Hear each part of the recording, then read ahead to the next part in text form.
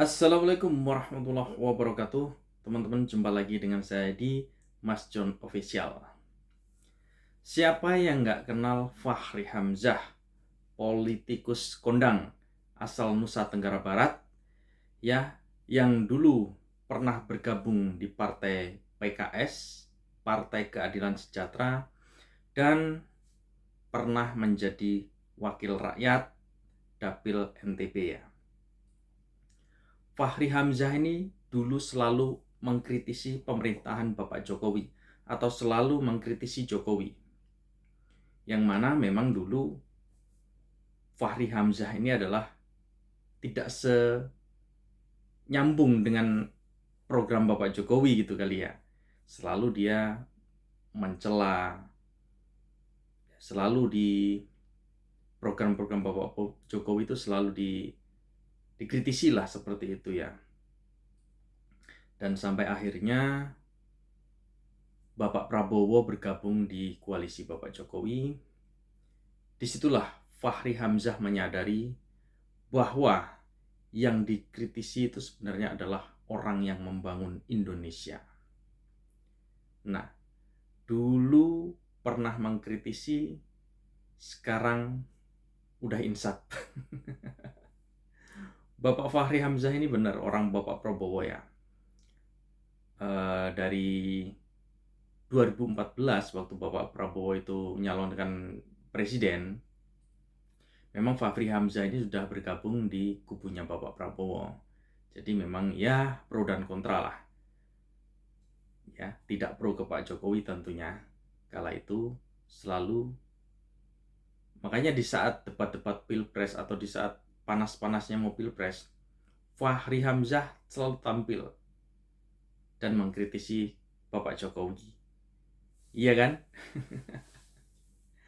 Tapi kini Bapak Fachri Hamzah menyadari bahwa yang dilakukan itu adalah kesalahannya dia sendiri, yang mana kritisi menjadi pujian.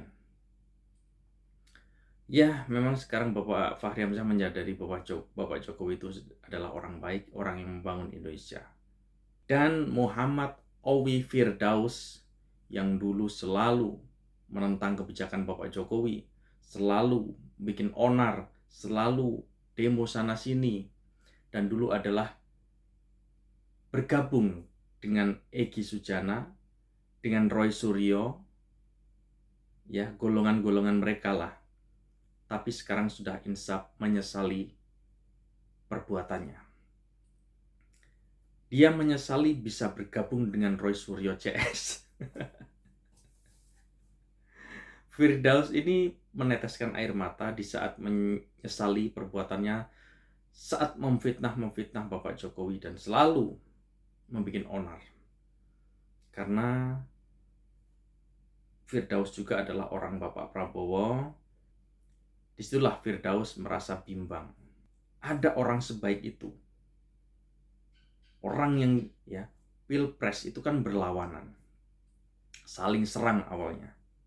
Saling ejek, saling adu argumen, saling adu gagasan, saling adu program. Setelah selesai, Bapak Jokowi tidak mempermasalahkan itu, bahkan mengajak Bapak Prabowo bergabung ke kabinetnya. Disitulah seorang Jokowi benar-benar seorang negarawan. Dan murah hatinya Bapak Prabowo menerima dan legowo, akhirnya mau bergabung di kabinet itu. Dan ini menjadi sesuatu yang sangat menjengkelkan bagi pendukung Bapak Prabowo. Karena apa? Kenapa harus bergabung? Kenapa kita tidak di luar pemerintahan Bapak Jokowi agar kita bisa mengkritisi dan lain sebagainya? Tapi Bapak Prabowo tidak, menekankan kepada pendukungnya, ayo kita bergabung bersama-sama membangun Indonesia. Itulah kedua negarawan yang sejati membangun bangsa ini, yang sekarang ingin dipisahkan dengan isu-isu receh seperti ijazah palsu dan lain sebagainya. Oke, tak perlu berlama-lama lagi, kita saksikan momen-momen Bapak Fachri Hamzah dan Firdaus diwawancara dan menyesali perbuatannya di saat selalu mencaci maki Jokowi. Jadi langsung saja kita simak videonya. Check it on. Terus terang begini, saya pernah debat dengan seorang, menurut saya sih filosof ya. Ya kebetulan orang luar.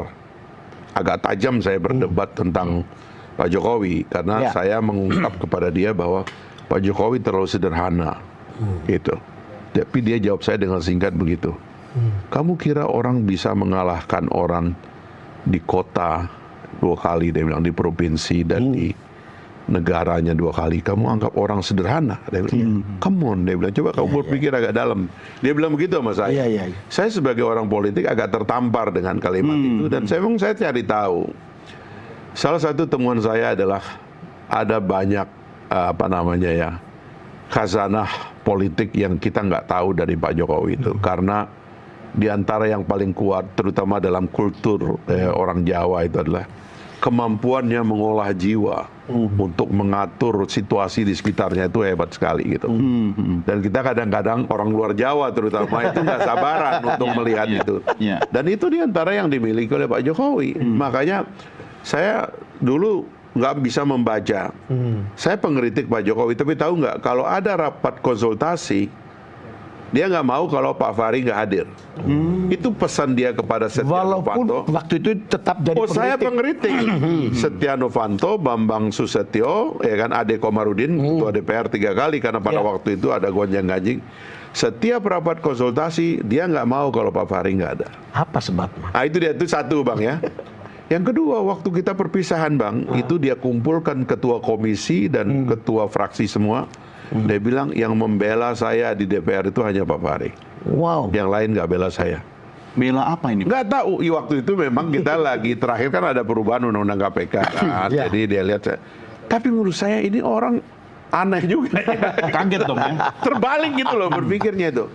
Lalu kalau kita ngomong berdua gitu, ada hal-hal yang dalam yang dia katakan gitu, yang mungkin kita nggak bisa ungkap ke tempat orang, tapi dia agak dalam memantau, dia detail. Pak Prabowo ketemu saya gini, dia bilang, Fahri, kamu tahu nggak kalahnya kita dengan Jokowi apa? Micromanagement. Itu Prabowo, saya ngalah. Soal micromanagement kita kalah sama Jokowi. Dia bilang itu detail sekali, dia bilang.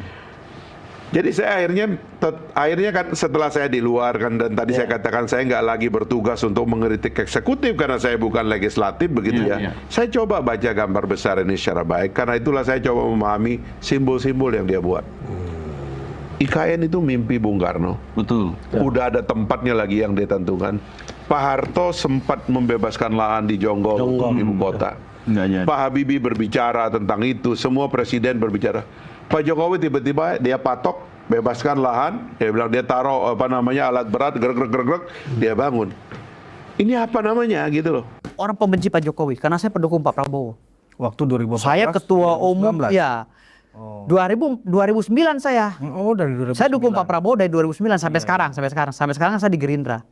Saya 2009 di Pak Prabowo Mega Pro. Tapi saya belum bentuk organisasi. Di 2014 Prabowo Hatta Rajasa saya bentuk. Dan saya paling vokal, lebih vokal dari Rismon. Boleh intelijen buka yang bikin ribut tahun 2019 di depan Bawaslu saya, Bang. Sampai saya jadi TO. Egy Sujana ditangkap. Leo Sukarisma ditangkap. Semua ditangkap, Bang. Saya kabur, Bang, hampir sebulan. Handphone saya buang ke kali. Jadi sebenarnya Bung Firdaus ini diehard lamanya Prabowo ya? Iya dong, sampai sekarang. Sampai sekarang. Saya kemarin nyalek di P3, terpaksa saya mendukung Ganjar karena saya nggak dapat kursi nggak dapat kuota untuk nyalek di Gerindra. Makanya terpaksa saya geser dulu ke P3. Yang penting saya bisa jadi wakil rakyat. Tapi kesempatan itu nggak ada. Karena saya nggak menang gitu loh, kan permainan kan gitu. Nah, dalam kacamata hukum, ya, apa yang dipersoalkan oleh gerombolan ini menurut Bung Firdaus, apakah benar ini palsu?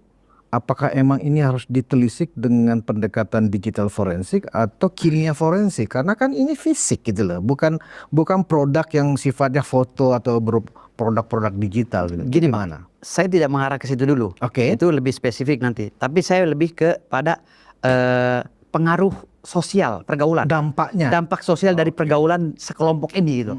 Saya masuk di kolam yang sama dengan mereka dulu. Itu Berarti temannya Egy Sujana. Iya, CS saya, Profesor tuh CS saya, teman perjuangan. Jangan-jangan kenal juga dengan Rismond. Nggak tahu kalau Oh, nggak semua. kalau pemain baru ya. Ya, kalau Roy Suryo apa segala itu udah kita ditembak di patung kuda udah Iya, ditembak pakai gas mata, peluru tajam sudah. Oke. Jadi itu perjuangan saya dengan Bang Egy Sujana gitu loh. Jadi artinya saya merasa bingung ya, kenapa kalau saya masuk kelompok itu kok saya kayak jadi kesetanan gitu loh. Semuanya saya anggap udah lo kafir. Lo nggak benar pokoknya. Pokoknya itu mereka tuh nggak mengkaji secara yuridis, secara apa sih, secara pikiran yang normal ya, secara waras. Pokoknya intinya mau benar mau salah, gue tetap benar. Gitu loh. Pokoknya semua orang gue justifikasi. Ada kok video-video saya, mungkin intelijen masih pegang video-video saya pidato maki-maki Pak Jokowi karena saya bela Pak Prabowo. Ada. Gitu loh. Tapi kok sekarang terkesan bela Pak Jokowi? Setiap hari saya menyesali dosa saya. Oh. Karena saya sudah memaki-maki Pak Jokowi dulu. Setiap hari. Setelah Pak Prabowo ini masuk di kubunya Pak Jokowi. Dan saya pernah memusuhi Pak Prabowo. Oh gitu. Karena bergabung. Oh, waktu apa 2019? Ya, 2019 Pak Prabowo ketika kami lagi kencang-kencangnya. Ya kan? Ya, kan kami waktu itu kan memang udah nekat banget. Dan saya sebagai ketua relawan militan Prabowo, saya tinggal nunggu instruksi Pak Prabowo. Kalau kata Pak Prabowo, bakar semua anggota saya bilang bakar semua aja. Negara ini hancur. Sayangnya Pak Prabowo masuk ke sana, kita lagi nunggu instruksi itu. Tahu-tahu kita ditangkap-tangkapin. Pak Prabowo membujuk. Ya, Pak Prabowo malah kita disuruh masuk. Sempet saya musuhi Pak Prabowo itu sampai 1 tahun. Karena kesel gitu ya. Kesel banget gitu loh, gak malah terima. Pak Prabowo malah bergabung ke dalam kabinet. Iya, kita udah semangat-semangat mau bakar kota gitu kan. Itu lebih gawat lagi bang. Iya. Kalau Rismond CS mah hanya keluar-keluar, ya elah. Kita itu udah bakar halte, udah bakar pagar. Nah, apa yang membuat Bung Firdaus berubah setelah setahun itu, kemudian berubah justru menjadi semacam diehard untuk Prabowo Gibran ini, yang di belakangnya ada Pak Jokowi? Saya merasa melihat Jokowi ini ternyata saya salah gitu. Saya pernah meneteskan air mata. Kenapa? Karena saya pernah bersalah sama Pak Jokowi. Gitu. Jadi segitu kejamnya saya terhadap beliau, memaki-maki beliau, menjustifikasi lah Pak Jokowi gitu. Ternyata beliau tuh membangun gitu, membangun bangsa ini gitu. Jadi saya merasa berdosa. Jadi benci kepada Pak Jokowi itu benci buta gitu, nggak ada dasarnya. Iya. Sama lah seperti si Rismond CS ini sekarang gitu. Dulu kebenciannya seperti mereka ini. Lebih bang, kan saya bilang Rismond itu pemula bang. Kalau saya udah profesornya. Iya kan, kan saya ketua umum. Iya. Ketua umum relawan militan Prabowo. Saya profesornya bang. Saya strategi, kamu serang sana, kamu di sana, kamu berapa ratus orang ke sana gitu. Saya arsiteknya dulu, gitu. Salah satu arsiteknya di kubunya Pak Prabowo. Jadi saya merasa, saya pernah meneteskan air mata ketika saya, ya Allah, ternyata orang yang pernah gue hujat Pak Jokowi yang begitu sabar, gue hujat, gue ini, ternyata orangnya membangun.